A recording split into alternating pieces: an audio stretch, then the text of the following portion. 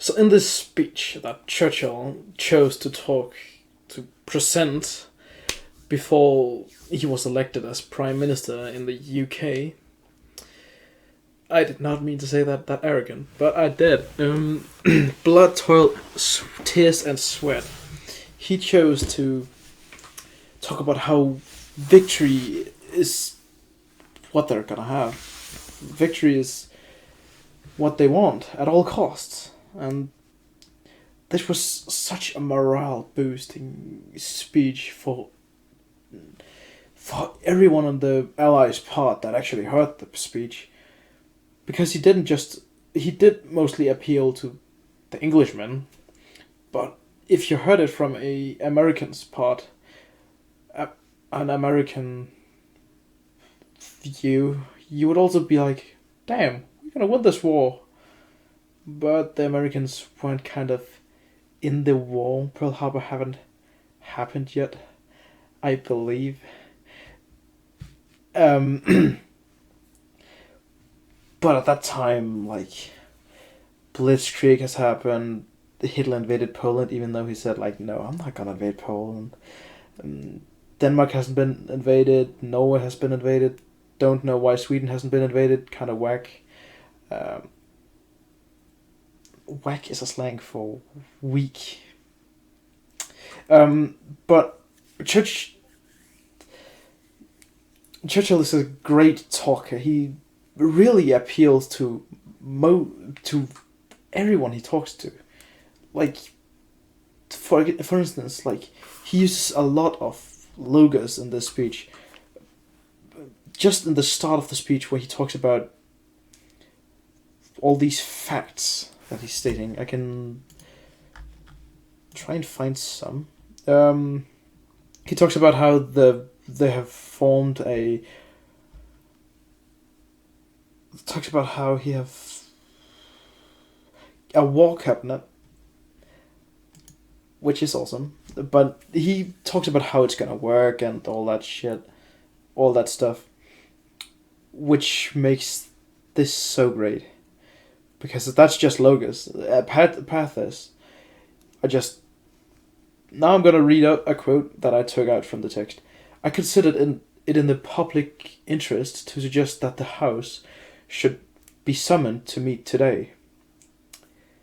In the public interest, he says that this is in the public interest, and then he explains on how it's in the public interest.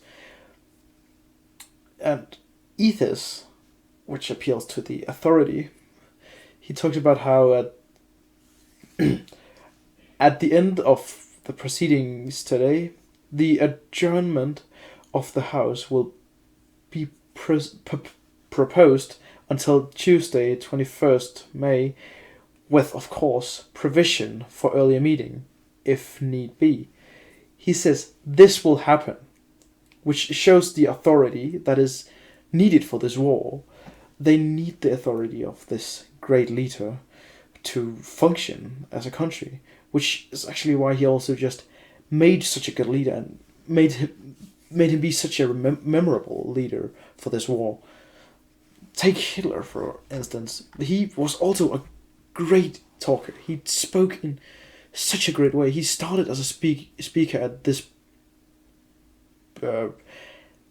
pub. I'm not that sure about it, but I have been there, and it stank like beer, and for a 10-year-old, that's not the best smell. But so I went outside. But he started speaking at that place, and for now, I'm actually kind of mad that I didn't go in to see where he spoke. What an iconic place. I'm probably not going to go there yet again for a long time.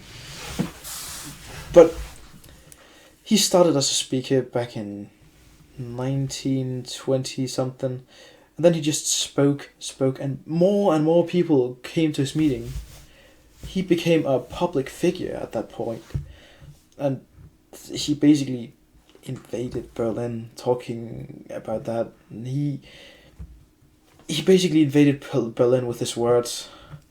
He made a whole army of people that went to Berlin with him. And now I'm just gonna Now I'm just gonna quote one of his speeches.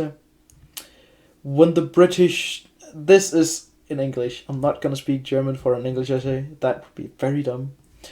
When the British Air Force drops 2 or 3 or 4,000 kilograms of bombs, they will in one night drop 150, 230, 300 or 400,000 kilograms. When they declare they will increase their attacks on our cities, then we will raise their cities to the ground. We will stop the handiwork of those night air pirates. So help us God. The hour will come when one of us will break, and it will not be the National Socialist German Party. I don't know why I didn't write party there, but this speech also shows very much authority. It shows that he is a dominant creature, part of this war. He shows that he is able to really talk to his people. If they do this, we do it better. If they do this, we do it even better. They will overdo everything the German or the British will. They didn't win, but he didn't know that yet. This was in 1940, in September. So this was just around the time where he had gotten Netherlands. Now I'm talking about the German Nazi Party. He got Netherlands, France, Belgium,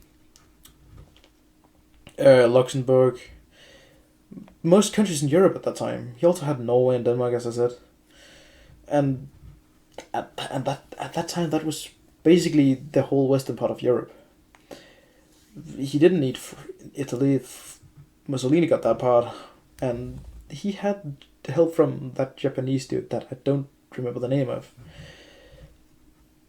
He had so much at that time. So when the British people came to be like, "Ayo, stop that," he was fucked.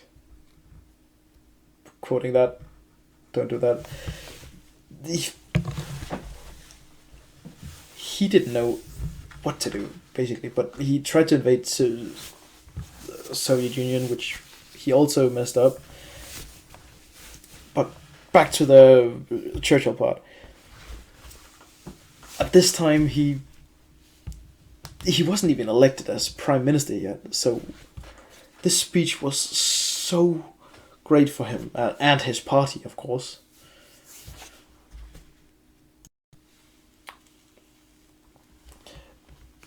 Churchill is talking to the people, but he doesn't speak directly to them. He speaks to them in third person. I will take the quote I used for pathos earlier. I consider it in the public interest. In the public interest. It is in your public interest that I suggest that the House would be summoned to meet today, but that's not directly the quote from that point, but that's basically what he's saying. And he's talking to the people, but in third person, which shows I'm talking to you, but it's you in a whole. This could be used to another political figure. I do not know any of them. It could be used to Henrik V, where he speaks very formal to him. I don't know if it actually is Henry V or the Fourth, but about that point, he's talking about him as the Majesty, and his language is just so formal at that point, not more formal than most people at that time, I would guess, but more formal than us now, where we speak very very not formal in some ways, that since we swear a lot and use a lot of color words, that they did not even talk about at that point. It was just darn it and things like that, I guess. You wouldn't talk like, oh God. That would be a sin, to speak God's name in a bad way. And I am getting off point, but yeah, to conclude, he's a great speaker, and he's a great leader at that point. After that, he got elected as Prime Minister of the UK, and he was big part of the win that the Allies had against the Axis forces. And yeah, that's to conclude it all. Topic: win the war. Speaker that's the newcome Prime Minister. Circumstances: there was a lot of bad things happening. The language, formal, and the audience was the people. And like when I say the people, I mean the whole people, not just the public, the political people as well, and the majesty of at that time. So the people of the UK, and probably also the American people, which did not listen to this live.